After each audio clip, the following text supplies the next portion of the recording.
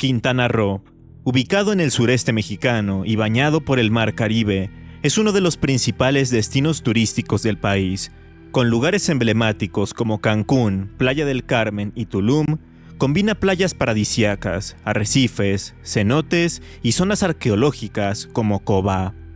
Aunque fue territorio federal durante muchos años, se convirtió en estado en 1974. Su economía gira principalmente en torno al turismo, pero también destaca por su biodiversidad y la presencia de comunidades mayas que mantienen vivas sus tradiciones, su lengua y, por supuesto, sus leyendas. A través de los años, muchas leyendas urbanas, históricas y de terror le han dado la identidad cultural a México. Semana a semana, haremos un recorrido por todas ellas. Esto es Leyenda Urbana MX con Ismael Méndez.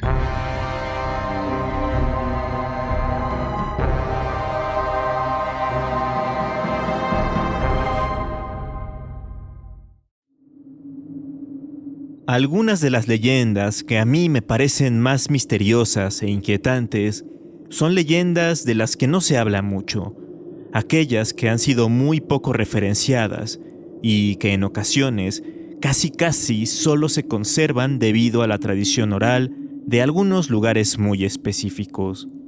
El estado de Quintana Roo tiene una de esas leyendas, una llamada El Hombre Encebado, que se desarrolla en Chetumal. En su libro Leyendas Mayas de Chetumal, el autor, Iván Alberto Carrillo Ríos, menciona que en una ocasión estaba con su sobrino chico, quien le pidió que le contara una historia. El escritor en ese momento recordó que, cuando era niño, tanto su mamá como su abuela le contaban acerca del hombre encebado. A su sobrinito poco le terminó interesando la narración, pero él, una vez que ya había recordado la leyenda, se dispuso a buscar más información y encontró muy pocos archivos o reportes al respecto. Tanto así que él, para su libro, tuvo que escribir su propia versión, en verso, con lo que recordaba que sus familiares le habían contado. El caso es que se dice que hace muchos años, cuando el pueblo aún conservaba sus calles polvorientas y los manglares rodeaban las orillas del antiguo Chactemal, o sea, Chetumal, comenzó a circular una historia que, hasta hoy, algunas abuelas todavía susurran a sus nietas cuando cae la noche. Hablaban de un hombre extraño, impulsado por una lujuria enfermiza y una mente descompuesta. Nadie sabía con certeza de dónde había salido. Algunos aseguraban que era un vecino más, alguien que durante el día llevaba una vida común, quizá con familia, trabajo y hasta con deudas que pagar. Otros, más supersticiosos, afirmaban que era un ser deforme, un monstruo humanoide al que nadie se atrevía a mirar de frente. Lo cierto es que las mujeres del pueblo comenzaron a sentir un miedo creciente al andar solas por la noche, pues en los callejones oscuros y en los senderos que cruzaban los manglares, alguien las acechaba. No eran solo rumores, hubo testimonios de ataques, de una figura que salía de entre los arbustos con la rapidez de una bestia. Quienes lograban escapar hablaban de un hombre completamente cubierto de grasa, tan resbaloso que ningún intento por detenerlo era efectivo. Por eso lo llamaron el hombre encebado. Se untaba sebo de cerdo por todo el cuerpo para que, al ser enfrentado o atrapado, pudiera deslizarse como un pez entre las manos de quienes intentaban detenerlo.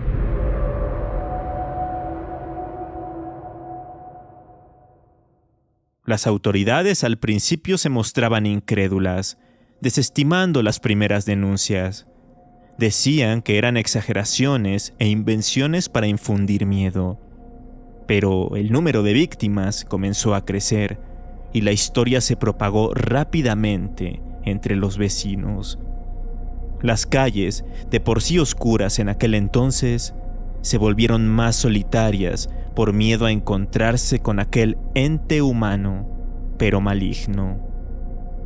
Después, el miedo dio paso a la rabia.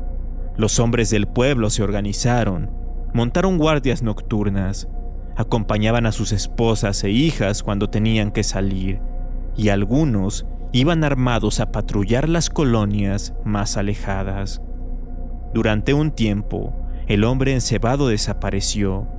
No hubo más ataques. Algunos creyeron que había huido al sentir su final acercarse. Otros pensaron que quizás siempre estuvo presente, escondido, esperando a que la vigilancia disminuyera.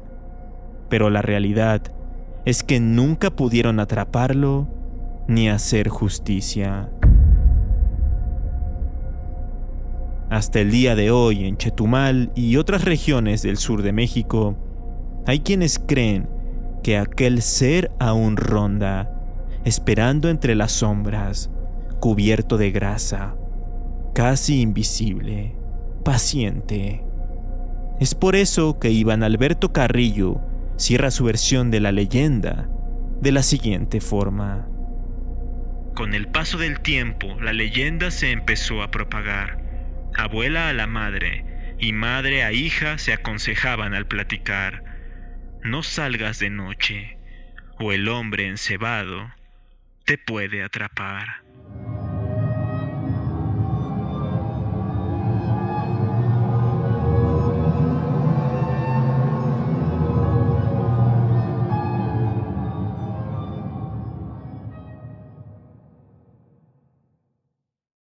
No nos alejamos de Chetumal, porque la siguiente leyenda también se desarrolla ahí, en la capital de Quintana Roo, y específicamente en el mismísimo Palacio Municipal de la localidad. Lo que pasa es que el edificio en el que se encuentra ya tiene sus años, es antiguo, data de principios del siglo XX, y en ese entonces tenía un uso completamente distinto. Era nada más y nada menos que una prisión, una que, cuentan las malas lenguas, guardaba muchísimos secretos. Presuntamente, los reos ahí sufrían de maltratos. Eran tratados de forma inhumana por los guardias del lugar, algo que se repetía en bastantes prisiones de la época, a lo largo y ancho del territorio nacional. Pero llegaban a tal grado las agresiones que muchos prisioneros no la contaban y terminaban falleciendo ahí mismo. Por otro lado, se asevera que ahí se aplicaba la ley fuga o ley de fugas, una práctica que fue sumamente común, sobre todo durante el Porfiriato. Consistía en que las autoridades simulaban la huida de algún prisionero. A veces les decían que tenían cierto tiempo para correr y escaparse. Entonces aprovechaban para dispararles por la espalda y matarlos. Luego se lavaban las manos o se excusaban diciendo que tenían que actuar de esa forma porque los presos estaban queriendo fugarse.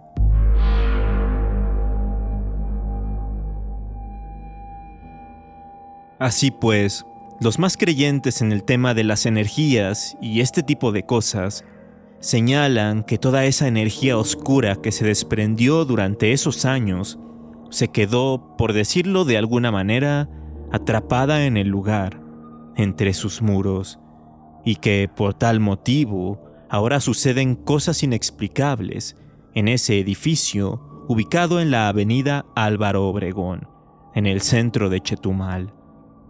Trabajadores del lugar y otras personas que han entrado a hacer algún trámite o por cualquier otro motivo, dicen que por más calor que haga afuera, y créanme que en Quintana Roo llega a ser muchísimo, hay ocasiones en las que se siente un frío que cala hasta los huesos en algunas estancias, que las puertas de las oficinas se abren y se cierran sin que nadie las toque, que se ven sombras en los pasillos que después desaparecen, que a veces los objetos se mueven solos y hasta llegan a flotar, y que todo el tiempo en que estás adentro, percibes la presencia de alguien, tal como si te estuviera siguiendo o vigilando.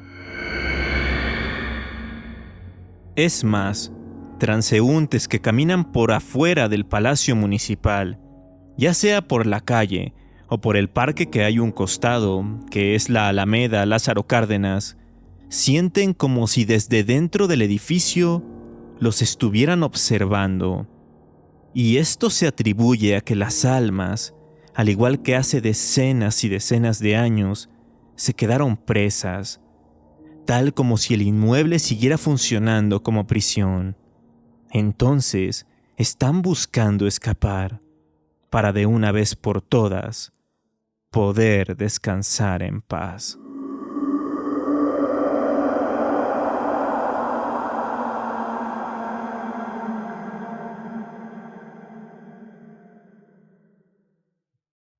Vamos ahora con un sitio emblemático de Quintana Roo, el lugar vacacional por excelencia para los extranjeros que vienen a México, y también para muchos mexicanos, a pesar de las tantas polémicas que ha tenido últimamente, como la de los taxistas. Efectivamente, estoy hablando de Cancún. Hace no mucho, hubo mucho revuelo por allá, porque en 2022 fue demolida una estructura icónica y enigmática, la casa o pirámide de los Aluxes. Antes de que sucediera esto, ya había mencionado ese sitio en el podcast, pero vamos a refrescarnos la memoria porque fue hace bastante tiempo. Por allá de los años 90, la Secretaría de Comunicaciones y Transportes inició la construcción de un puente en Cancún para conducir hacia el aeropuerto internacional de la localidad.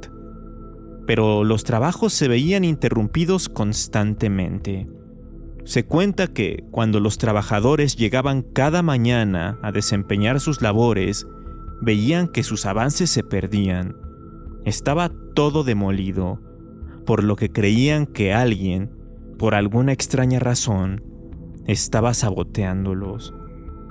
La gente local no estaba muy sorprendida de que sucediera esto, porque sabía que los responsables no eran humanos, sino que eran los Aluxes, estos pequeños seres mitológicos que, de acuerdo con las creencias mayas, son los encargados de proteger los lugares sagrados y las áreas naturales, y que muchas veces son comparados con los duendes o con los chaneques.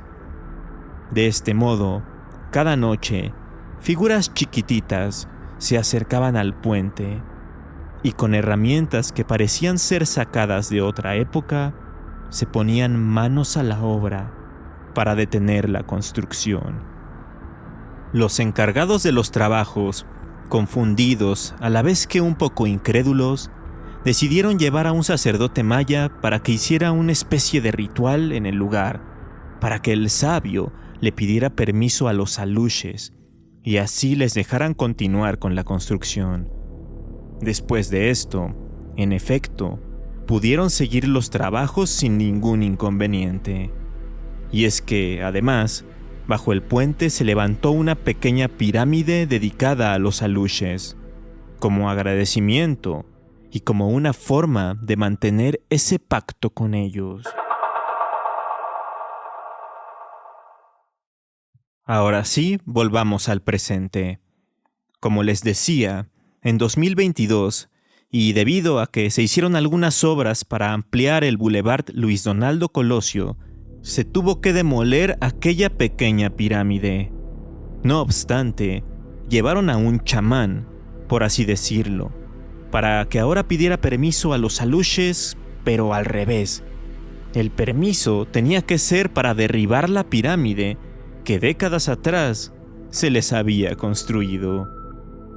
Aún así, con este ritual, muchas personas se indignaron y comenzaron a decir que los Aluxes cobrarían venganza.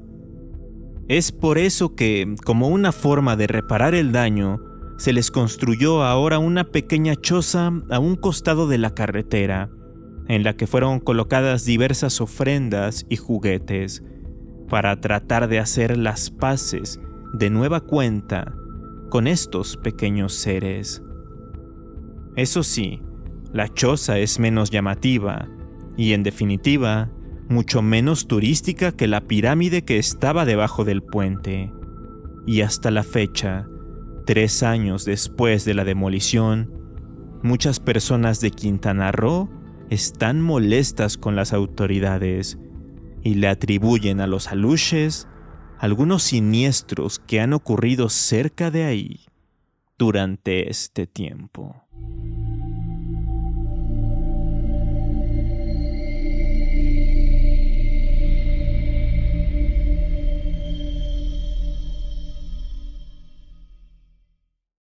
Ya que estamos hablando de la mitología maya, no podemos olvidarnos de la leyenda de Chechen y Chacá.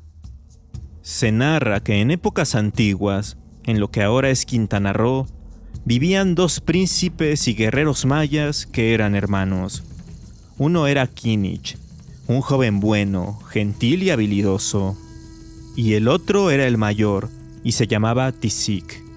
Él, en contraparte, era un hombre arrogante, cruel y despiadado. A pesar de sus diferencias, no había demasiados problemas entre ellos. No hasta que los 2 se enamoraron de la misma mujer. Ambos se enamoraron de Nicté-Ja, quien era sumamente gentil, tenía un corazón lleno de generosidad y vivía en armonía con la naturaleza. Entonces, para competir y ganarse su amor, los enamorados decidieron declararse un duelo a muerte. Solo que ese duelo terminó siendo una tragedia terrible y sangrienta, ya que los 2 guerreros encontraron la muerte durante la lucha. Y se dice que fue tan brutal que el cielo se oscureció por completo durante la batalla, como si el día se hubiera transformado en la noche en ese mismo instante.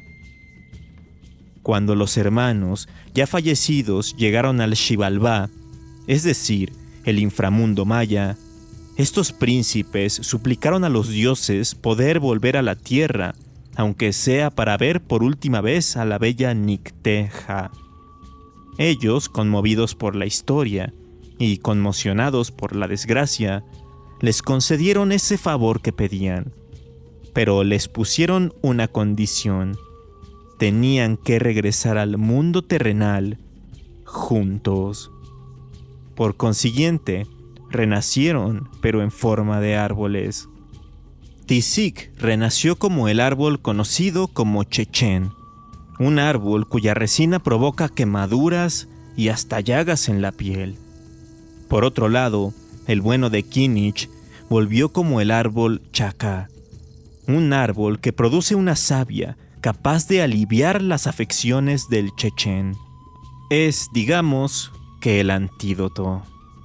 O sea, que siguieron siendo una dualidad, inclusive en esa forma que ya no era humana. Uno de los hermanos siguió representando el bien y el otro, por el contrario, el mal. Conforme a los relatos mayas, en las selvas de Quintana Roo, siempre que te encuentres con un árbol chechen, sí o sí, muy cerca te vas a encontrar con uno chacá.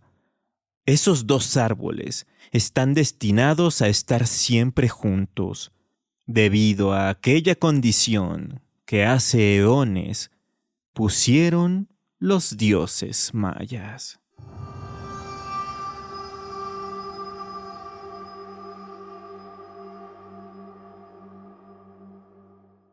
Quintana Roo comparte muchas narraciones con su estado vecino, Yucatán, más que nada por su herencia maya. Así que si echaron en falta alguna leyenda, tal vez aparezca en un par de semanas, cuando hablemos precisamente de aquel estado.